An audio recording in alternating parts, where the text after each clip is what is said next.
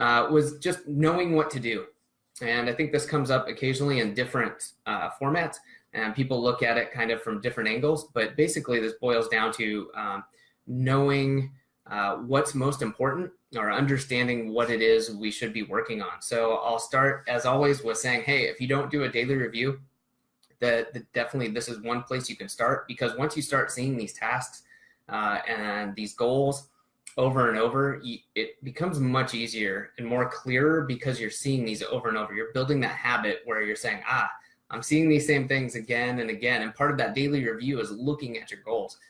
What are your big goals? What are your kind of like 90-day goals? And by reminding yourself of those every day, and this doesn't take long, you can just scan through the goals that you've written down or that you typed out somewhere.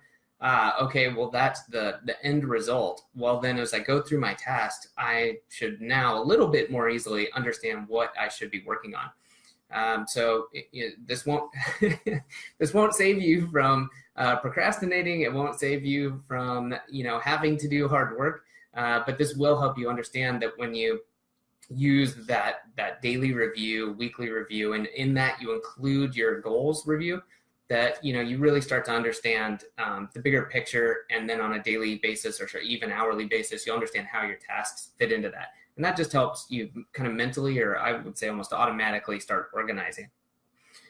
Something else I would use, I'd use this for a higher level review. This isn't something I use on a daily basis, but let's just say you're stuck. You're like, you know what, I've got like 5 projects.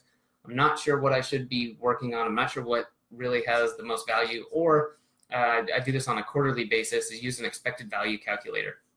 And that's just a fancy name for putting in your project, assigning some values to it, and looking at what the numbers put out and tell you. And then from there, doing a little bit of, maybe you have to adjust things a little bit.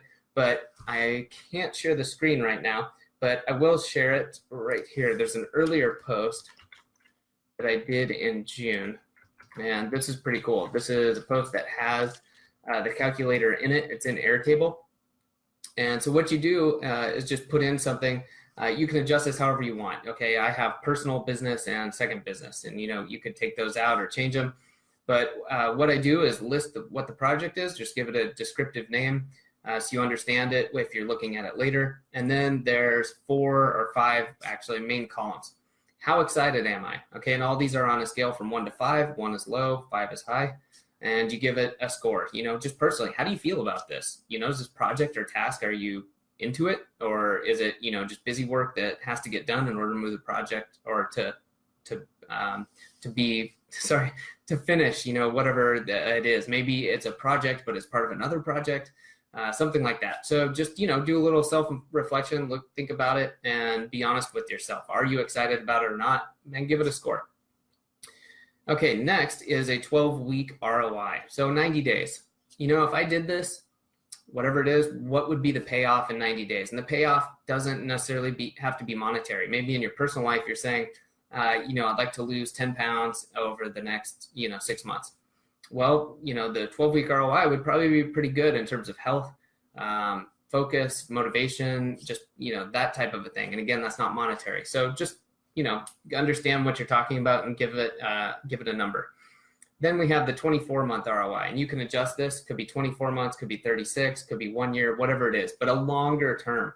What's the payoff? Again, if we use the weight loss goal, that would probably have a very big effect on your long term and in terms of your health and how you feel, things like that.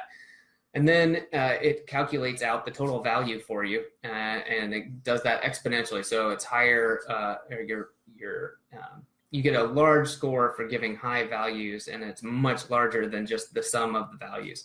And so it helps you pull apart real quick to say, well, if you have a project that's mostly 5s and you're really excited about it, you think it has a high ROI in the near and far term, then it's going to have a really high score, as opposed to something where it's maybe 3s across the board. And you're like, yeah, it's okay. I'm not against it, and I think the ROI will be okay. You're going to really see those things separated. And then you can go through there and see, okay, just by assigning those numbers, and you had to choose those numbers, you're at least getting out of your head, a little bit about what you maybe subconsciously think or feel about this, as well as any knowledge you have about the project. And then you can go from there. Maybe, you can't organize them directly by the score that popped out. But I think that should definitely put you on the right track and at least get you in the right frame of mind to then say, okay, that's what I should be working on.